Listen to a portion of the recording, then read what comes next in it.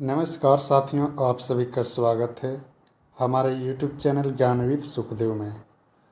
आज का जो टॉपिक है वो पाश्चात्य काव्यशास्त्र से Matthew Arnold, T.S. Elliott, I.A. Richards से संबंधित है, जो काफ़ी इम्पोर्टेंट वीडियो है और इसमें सभी महत्वपूर्ण पॉइंट्स को बताने का प्रयास किया हूँ। तो आप सब बने रहिए वीडियो के अंत तक और पूरा वीडियो देखिए, इससे काफ़ी फ़ायदा होगा। और वीडियो को लाइक करना, शेयर करना मत भूलिएगा। तो चलिए शुरू करते हैं और सबसे पहले देखते हैं मैथ्यू अर्नाल्ड जी के बारे में।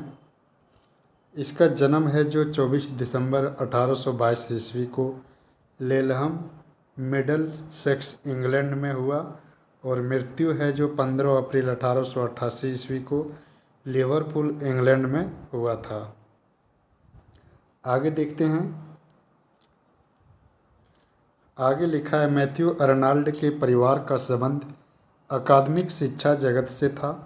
पिता थॉमस अर्नाल्ड एक स्कूल के प्रधानाचार्य थे। मैथ्यू अर्नाल्ड भी ऑक्सफोर्ड से शिक्षित दीक्षित होने के बाद राज्य के विद्यालयों के निरीक्षक के पद पर कार्यरत हुए। वहाँ उन्हें इंग्लैंड के विविध क्षेत्रों के स्कूलों का दौरा करना पड़ता था। इससे उन्हें इंग्लैंड के सामाजिक परिदृश्य को करीब से देखने समझने का अवसर मिला। बाद में ऑक्सफोर्ड विश्वविद्यालय में अध्यापन कार्य करते हुए उन्होंने अपनी आलोचना को सिद्धांतबद्ध व व्यवस्थित रूप प्रदान किया। ये आधुनिक अंग्रेजी के महान आलोचक हैं। आधुनिक आलोचना के शिखर कवियों में T.S. एलियट और I.A. रिचर्ड्स के पहले गिने जाते हैं। आगे देखते हैं। मैथ्यू अर्नाल्ड को संतुलित और परिपक्व आलोचक के रूप में जाना जाता है। अर्नाल्ड का कोई ग्रंथ नहीं है। उन्होंने भाषणों व लेखों में अपने विचार व्यक्त किए हैं। इनके कुछ रचनाएं हैं जो इस प्रकार है, जो काफ़ी इम्पोर्टेंट है। एसेज इन क्रिटिसिज्म 1865 ईस्वी में लिखे थे। On the study of Celtic literature 1867 में। कल्चर एंड अनार्की 1869 में। लिटरेचर एंड ड्रामा 1873 में। The function of criticism at the present time 1877 और essays on church and state, ये इनकी रचनाएं हैं। आगे लिखता है कि अर्नाल्ड ने प्रत्येक क्षेत्र में विचारों की पूर्णता पर बल दिया। उनके अनुसार संस्कृति पूर्णता का ही दूसरा नाम है और काव्य संस्कृति का अन्यतम साधन है। इस विषय को उन्होंने अपने निबंध ग्रंथ कल्चर एंड अनार्की में स्पष्ट किया है। उन्होंने कहा कि काव्य की विषय वस्तु महत्वपूर्ण होनी चाहिए, जिसमें गहन व तीव्र भावों की संभावनाएं हो। आगे लिखता है कि मैथ्यू अर्नाल्ड के अनुसार कवि को संरचनात्मक अनुवृत्ति अनुपात सुसंगति का ध्यान रखना चाहिए। साथ ही यह भी ध्यान रहे कि कवि जिस विषय का वर्णन करे उसके वर्णन में भाव्य शैली का प्रयोग हो और कविता में प्रयोजन को महत्व देते हुए आनंद के साथ नैतिक उन्नयन की भी बात हो। काव्य के संदर्भ में अर्नाल्ड ने 4 बातों का पर महत्व दिया। वो इस प्रकार है। पहला, विषय वस्तु की महत्ता एवं उसमें गहन व तीव्र भावों की संभावना। दूसरा, रचना प्रक्रिया में कवि का संरचनात्मक एकता, अनुपात और सामंजस्य पर विशेष ध्यान। तीसरा है वर्णन में भाव्य शैली के प्रयोग पर बल। यह भाव्य शैली लॉजाइन्स की उदात्त शैली की ही तरह ही है हो। काव्य में आनंद के साथ साथ नैतिक उन्नयन पर बल दिया है। आगे देखते हैं। अर्नाल्ड द्वारा प्रस्तुत लेखक के भेद। ये 2 लेखक के भेद 2 मानते हैं, प्रतिभा संपन्न और योग्यता संपन्न। प्रतिभा संपन्न इनकी आलोचना देश काल की सीमा का अतिक्रमण करती है, जबकि योग्यता संपन्न में देश काल की सीमा से बंधी होती है। आर्नल द्वारा प्रस्तुत आलोचना के भेद 3 है। ये प्रश्न आ सकता है। आर्नल ने आलोचना के कितने भेद माने हैं? तो 3, ऐतिहासिक, वैयक्तिक और वास्तविक। अगला पॉइंट देखते हैं।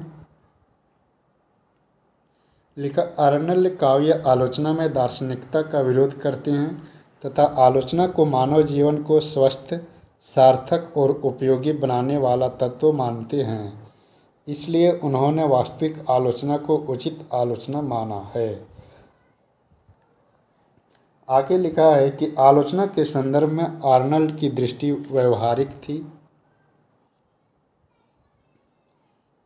आर्नल द्वारा प्रस्तुत अभिजात्य साहित्य के भेद। ये अभिजात्य साहित्य के 3 भेद माने: संदिग्ध अभिजात साहित्य, मिथ्या अभिजात साहित्य और वास्तविक अभिजात साहित्य। आगे लिखता है कि आर्नल्ड आलोचना की स्वतंत्रता, स्वायत्तता के पक्षधार थे और उसे काव्य के गुण दोष परीक्षण तथा पाठक वर्ग के रुचि परिष्कार में विनियोजित करना चाहते थे। आर्नल ने अपने पूर्व के 19वीं शताब्दी के प्रथम चरण के रोमांटिक सिद्धांतों का प्रत्याख्यान कर युग के अनुरूप नवीन मान्यताओं के निर्माण एवं स्थापना के लिए प्राचीन यूनानी अभिजात्यवादी सिद्धांतों को आदर्श बनाया। होमर, अरस्तु आदि इनके आदर्श थे। आगे देखते हैं। आगे लिखा है कि इनका मानना था आलोचना संसार में जो भी उत्तम ज्ञान तथा चिंतन है उसके अधिगम एवं प्रचार का और इस प्रकार ताजे और सच्चे विचारों के प्रभाव के संस्थापक का निस्संग प्रयास है। इनका मानना है कि काव्य जीवन की आलोचना है। ये इम्पोर्टेंट है, ये पॉइंट को याद रखिए कि काव्य जीवन की आलोचना ये किसका कथन है? तो मैथ्यू आर्नल्ड। अब देखते हैं टी.एस. एलियट, जिसका जन्म है जो 26 सितंबर 1888 ईस्वी को सेंट लुई, मिसौरी, यूएस में हुआ और मृत्यु है जो 4 जनवरी 1965 को कैनिंगस्टन, लंदन में। टी.एस. का पूरा नाम है थॉमस अस्टिर्न्स एलियट। आगे देखते हैं। आगे लिखता है, एलियट एजरा पाउंड के विचारों से काफ़ी प्रभावित थे। एजरा पाउंड की मान्यता थी कि कवि वैज्ञानिक के समान ही निर्व्यक्ति और वस्तुनिष्ठ होते हैं। कवि का कार्य आत्मनिरपेक्ष होता है। इस मत से प्रभावित एलियट अनेकता में एकता बांधने के लिए परंपरा को आवश्यक मानते थे जो व्यक्तिगतता का विरोधी है। एलियट का संबंध नई समीक्षा आंदोलन से है तथा उनके विचार नव शास्त्रवाद में शामिल किए जाते हैं। काफ़ी इम्पोर्टेंट है। नई समीक्षा आंदोलन के जनक एलियट को माना जाता है। आगे इनके गुरु आयरविंग वेविट और जॉर्ज हंतायना माने जाते थे। ये पॉइंट याद रखिएगा। टी.एस. एलियट नई समीक्षा के जनक माने जाते हैं। आगे लिखा है, एलियट की मूल भावना का स्वरूप उनके लेख tradition and the individual talent में समाहित है जो द सेक्रेड वुड में संकलित है। एलियट ने निजी काव्य क्रमशाला का उपजात तथा काव्य निर्माण में अपने चिंतन के विस्तार को ही आलोचना माना। एलियट ने काव्यित्री और भावयित्री को एक दूसरे का पूरक माना है तथा उनका मानना था कि आलोचक और कवि एक ही व्यक्ति होते हैं।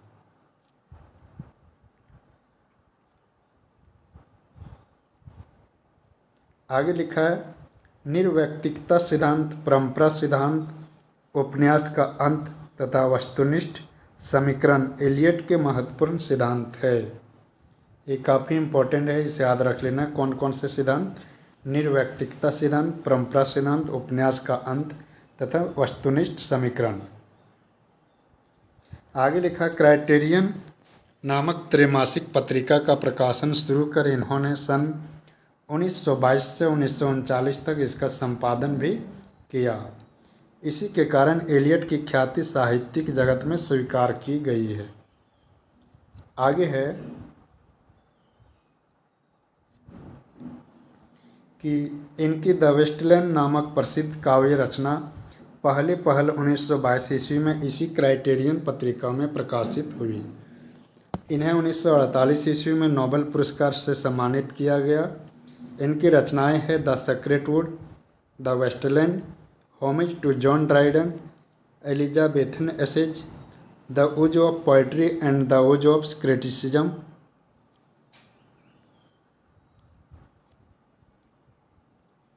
Selected essays, ancients and modern poetry and drama, on poetry and poets, knowledge and experience. इन्होंने कुछ नाटक लिखे। वो नाटक है murder in the cathedral, family reunion, the cocktail party, the confidential clerk और द एल्डर स्टेट्समैन। ये सभी पद में लिखे गए हैं एवं रंगमंच पर लोकप्रिय हुए। मर्डर इन द कैथेड्रल पर फिल्म भी बन चुकी है। द फंक्शन ऑफ क्रिटिसिज्म लेख में जहाँ 1923 ईस्वी में एलियट के दो उद्देश्य विस्दन और रुचि परिष्कार प्रस्तुत किए, वहीं 1956 में द फंक्शन ऑफ क्रिटिसिज्म लेख में उपर्युक्त उद्देश्यों से भिन्न दो उद्देश्य बोध और आस्वाद दिए। आगे लिखें, एलियट विच्छिन्नता की अपेक्षा कविता के सौंदर्य को उसकी समस्त पूर्णता में देखते हैं। एलियट का मत था कि रिचर्ड्स और एम्सन की शाब्दिक आलोचना एक प्रकार से नींबू निचोड़ आलोचना पद्धति है। एलियट द्वारा दो आवश्यक सिद्धांत माने गए हैं। पहला मूर्त विधान, इसमें भाव को कला के रूप में अभिव्यक्त एक ही विधि द्वारा दी जा सकती है। किसी वस्तु, समुदाय, घटना, श्रृंखला या परिस्थिति जैसी सहसंबंधी वस्तु की खोज की जाए जो इस भाव विशेष का सूत्र हो। सूत्र ऐसा होना चाहिए कि जब उन वस्तुओं की प्रस्तुति की जाए तो इंद्रियां अनुभूति में उनका अवसान हो, जिससे भाव सद उद्बुद्ध हो जाए। एलियट के मूर्त विधान की तुलना भारतीय रस सिद्धांत में विभावन व्यापार से की गई है। दूसरा, संवेदनशीलता का साहचर्य। भाव और विचार में दरार पड़ जाने की स्थिति में जब काव्य के भीतर अपक्षय और ह्रास हो जाता है, उस स्थिति में संवेदनशीलता का आचार कहते हैं। संवेदनशीलता के असाहचर्य अनडिसोसिएशन ऑफ सेंसिबिलिटी के सिद्धांत हेतु एलियट रेमी द गुर्मो को श्रेय देते हैं। आगे लिखा है कि एलियट द्वारा लिखे गए निबंध श्री वॉइसेज ऑफ पोइट्री में 3 नाट्य स्वरों की चर्चा की गई है। प्रथम स्वर कवि का समय को संबोधित करना, द्वितीय स्वर श्रोता पाठक के छोटे बड़े समुदाय को संबोधित करना और तृतीय स्वर काल्पनिक पात्रों को स्वर बनाकर ऐसी बात कहना जो समय की सीमा में रहकर न कही जा सके। निर्वैयक्तिकता का सिद्धांत के बारे में थोड़ा जान लेते हैं। एलियट के अनुसार कला व्यक्तित्व की अभिव्यंजना नहीं बल्कि उससे पलायन है। उन्होंने स्पष्ट किया है कि लेखक और कवि का व्यक्तित्व एक उत्प्रेरक की तरह होता है जो रचना को प्रभावित तो करता हो पर उसमें दिखाई नहीं देता। एलियट ने कला को दूर से देखी जाने वाली वस्तु के रूप में प्रस्तुत किया। निर्वैयक्तिकता सिद्धांत स्वच्छंदतावादियों के काव्य सिद्धांत के विपरीत है। आगे लिखा है कि एलियट ने दावा किया कि स्वच्छंदतावादियों की रचना प्रक्रिया भावों की अभिव्यक्ति नहीं बल्कि उनका दमन करती है। वस्तुतः अच्छी कविता वह होती है जिसमें कवि अपने भावातिरेक का प्रदर्शन नहीं करता बल्कि अपनी भावनाओं से तटस्थ करते हुए रचनाशील रहता है। आगे लिखा है, एलियट ने कहा है कि अच्छा रचनाकार कविता में अत्यंत संयमित आत्म अभिव्यक्ति करता है वह अपनी भावनाओं और व्यक्तिगता से अधिकतम दूरी बनाए रखते हुए काव्य रचना करता है। कवि काव्य का माध्यम भर है और इसका परंपरा सिद्धांत देख लेते हैं। यह एलियट का एक महत्वपूर्ण सिद्धांत है। इसके अनुसार किसी भी रचना का मूल्यांकन रचनाशीलता की संपूर्ण परंपरा की सापेक्षता में होना चाहिए। इसका अर्थ है कि किसी रचना का महत्व उतना ही होता है जितना समंजन वह संपूर्ण परंपरा में करती है। एलियट परंपरा को वर्तमान से अलग नहीं बल्कि उसका ही एक हिस्सा मानते हैं। नए कवियों के लिए एलियट अतीत के ज्ञान को जरूरी मानते हैं।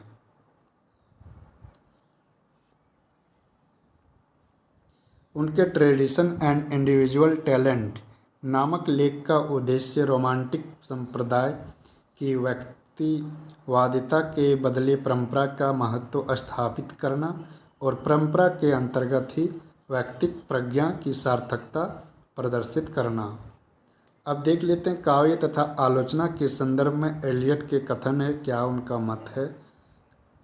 तो देखते हैं, भोगने वाला मन और रचना करने वाले मन में अनिवार्यतः एक अंतराल बना रहता है और जितना ज़्यादा यह अंतराल होता है रचना उतनी ही महान होती है। आगे कहता है कि आलोचना का विषय कवि नहीं कविता है। आगे लिखता, अच्छा रचनाकार कविता में अत्यंत संयमित आत्म अभिव्यक्ति करता है। वह अपनी भावनाओं तथा व्यक्तिगता से अधिकतम दूरी बनाए रखते हुए काव्य रचना करता है। कविता मात्र कवि के व्यक्तित्व की अभिव्यक्ति नहीं बल्कि व्यक्तित्व से पलायन है। आलोचना सांस की तरह अनिवार्य एवं नैसर्गिक क्रिया है। अतीत ही वर्तमान को प्रभावित नहीं करता बल्कि वर्तमान भी अतीत को प्रभावित करता है। सच्ची आलोचना तथा सूक्ष्म प्रशंसा का लक्ष्य कवि नहीं बल्कि काव्य है। तो ये थे टी.एस. एलियट के बारे में। अब देखते हैं आई.ए. रिचर्ड्स के बारे में। आई.ए. रिचर्ड्स का पूरा नाम इवोर आर्मस्ट्रॉन्ग रिचर्ड्स है। इनका जन्म 26 फरवरी 1893 ईस्वी को सैंडविच कैशियर में इंग्लैंड में हुआ था। मृत्यु है जो 7 सितंबर 1979 ईस्वी को कैम्ब्रिज इंग्लैंड में हुआ। ये अर्थशास्त्र एवं मनोविज्ञान के विद्यार्थी थे।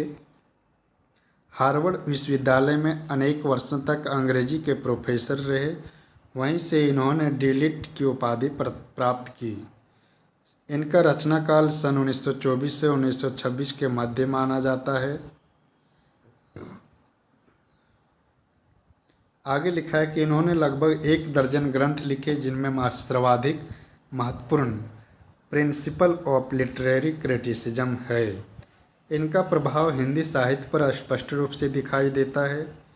रामचंद्र शुक्ल रिचर्ड्स के सिद्धांतों के समर्थक और प्रशंसक रहे हैं। काफ़ी इम्पोर्टेंट फैक्ट्स है। यह दोनों ही मूल्यवादी समीक्षक हैं। ये अंग्रेजी के प्रभावशाली समालोचक तथा वक्ता थे।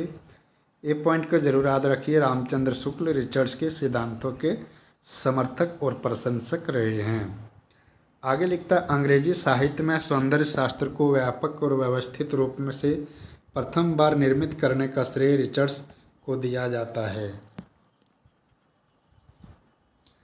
आगे लिखा है, रिचर्ड्स सौंदर्य को वस्तुनिष्ठ मानते हुए पाठक अथवा दर्शक के भीतर उत्पन्न प्रभाव के रूप में देखते हैं। नई समीक्षा को सैद्धांतिक आधार प्रदान कराने वाले आलोचकों में अग्रणी। आलोचना के 2 भेद रिचर्ड्स द्वारा माने जाते हैं, आलोचनात्मक भावी मूल्य का वर्णन और प्रावैधिक मनोवैज्ञानिक संगीतकार का वर्णन। आगे लिखा है कि मनोविज्ञान की सहायता से कविता की सार्थकता तथा महत्ता के संबंध में नवीन तर्क प्रस्तुत किए। रिचर्ड्स का यह मत था कि कलाएं जीवन के संचित मूल्यों का समूह होती है जिनमें असाधारण पुरुषों के जीव का पहलू उद्धृत होता है। रिचर्ड्स ने आलोचना के क्षेत्र में कुछ मौलिक विषयों पर विचार किया, जैसे काव्य अनुभूति का क्या मूल्य, अनुभूतियों की श्रेष्ठता, कला के क्षेत्र में विचारों का अंतर्द्वंद मूल्य इत्यादि। आगे लिखा है कि अपने दो सहयोगी लेखक सी के ऑगडेन और जेम्स वुड के साथ मिलकर Richards the foundation of aesthetics नामक ग्रंथ का प्रकाशन 1922 ईस्वी कर आलोचना क्षेत्र से जुड़ गए। सी के ऑगडेन के साथ मिलकर रिचर्ड्स ने द मीनिंग ऑफ मीनिंग नामक एक अन्य ग्रंथ की रचना भी की, जिसका प्रकाशन 1923 ईस्वी में हुआ। रिचर्ड्स ने लगभग 12 ग्रंथ लिखे। उनका अंतिम ग्रंथ बियॉन्ड 1974 ईस्वी में प्रकाशित हुआ। आगे लिखा है, रिचर्ड्स की ख्याति का मूल आधार प्रिंसिपल्स ऑफ लिटरेरी क्रिटिसिज्म है। कॉलरिज ऑन इमेजिनेशन नामक उनकी पुस्तक विद्वानों के बीच काफ़ी सराही गई। काफ़ी इम्पोर्टेंट बुक है। आइए रिचर्ड्स की रचनाएं देख लेते हैं। The foundation of aesthetics, the meaning of meaning, principles of literary criticism, science and poetry, practical criticism, the philosophy of rhetoric और कॉलरिज ऑन इमेजिनेशन। इनका है जो मूल्य सिद्धांत दिए रिचर्ड्स काव्य मूल्य उसके प्रभाव की क्षमता से आंकते हैं। जो काव्य पाठक को जितना अधिक प्रभावित करेगी, उसकी संप्रेषणीयता उतनी अधिक होगी और वह उतनी उत्कृष्ट होगी। आगे लिखा है, रिचर्ड्स ने काव्यानुभवों को अन्य अनुभवों की तुलना में अधिक मूल्यवान माना है, क्योंकि इसमें मनोभावों का संतुलन और सामंजस्य होता है। आगे लिखा, रिचर्ड्स द्वारा प्रस्तुत मनोवृत्तियों के प्रकार ऐष्णा और प्रतिकूल ऐष्णा। आलोचना के दो आधार हैं, मूल्य व्यवस्था और संप्रेषण। यहाँ कहना चाहिए कि रिचर्ड्स की मूल चिंता कविता या कला के संप्रेषण की रही है। शुक्ला जी पर रिचर्ड्स के समीक्षा सिद्धांत का गहरा प्रभाव था।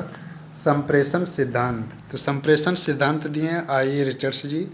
संप्रेषण की दो बातें महत्वपूर्ण है। पहला, रचना करते समय रचनाकार सजग और सतर्क प्रयत्नशील संप्रेषण नहीं करता, और दूसरा है, रचना और रचनाकार के अनुभूति का सामंजस्य जितना ही अधिक होगा, संप्रेषण की क्षमता उतनी ही अधिक होगी। आगे लिखता है, संप्रेषण के लिए मन की अनुभूतियों का परस्पर प्रभावित होना जरूरी है। संप्रेषण की दोनों अनुभूतियों के स्वरूप समान होना अनिवार्य है। संप्रेषण के दौरान दूसरी अनुभूति पहली अनुभूति के माध्यम से उत्पन्न होनी चाहिए। दो अनुभूतियों में समानता जितनी अधिक होगी, संप्रेषण उतना सुलभ होगा। कविता बिना संप्रेषित हुए अपनी अर्थवत्ता को हासिल नहीं कर सकती।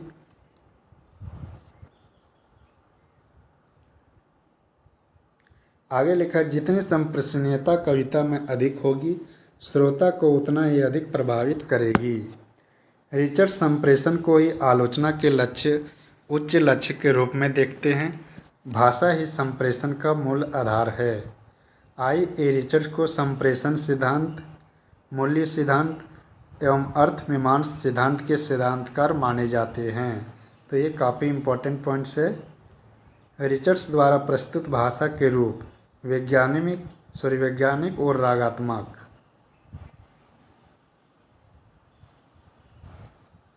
आगे लिखा है, भाषा को विशेषतः काव्य में प्रयुक्त भाषा को एक नहीं बल्कि अनेक कार्य करने पड़ते हैं। भाषा में अर्थ के 4 प्रकार्य हैं, मुख्यार्थ, वचनभंगी, भावना, उद्देश्य। काव्य के संदर्भ में रिचर्ड्स के कथन काफ़ी इम्पोर्टेंट, देखिए अच्छे से। पहला है कि काव्य की अनुभूति व जीवन की अनुभूति में कोई विशेष अंतर नहीं है। दूसरा, विशेष परिस्थितियों में विभिन्न व्यक्तियों की अनुभूतियों में समानता ही संप्रेषण है। संप्रेषण का अर्थ ना तो अनुभूतियों का यथावत अंतरण है और ना दो व्यक्तियों के बीच अनुभूति का तादात्म्य, बल्कि कुछ अव्यवस्थित अवस्थाओं में विभिन्न मतों की अनुभूतियों की अत्यंत समानता ही संप्रेषण है। कलाकार का मनोवैज्ञानिक अध्ययन का निष्फल क्षेत्र है। मन आवेगों का तंत्र है और नैतिकता सिर्फ दुनियादारी है और आचार संहिता इष्ट सिद्धि की सामान्यतम व्यवस्था की अभिव्यक्ति है। कविता अनुभूतियों का एक वर्ग है जो मानक अनुभूति की प्रत्येक विशेषता से भिन्न होती हुई भी किसी विशेषता से एक खास मात्र से अधिक भिन्न नहीं होती। तो ये थे ये रिसर्च के बारे में। तो होप कि आप सबको वीडियो पसंद आया हो। आप सब वीडियो को लाइक कर दीजिए, शेयर कर दीजिए और जो भी नए देख रहे हैं हमारे चैनल को सब्सक्राइब करना मत भूलिएगा, ताकि आने वाले जो भी वीडियो अपलोड करूँगा उसका नोटिफिकेशन आप तक शीघ्र पहुँच जाए। और आप लोग वीडियो को शेयर करना मत भूलिएगा। तो इस वीडियो में इतना ही। धन्यवाद।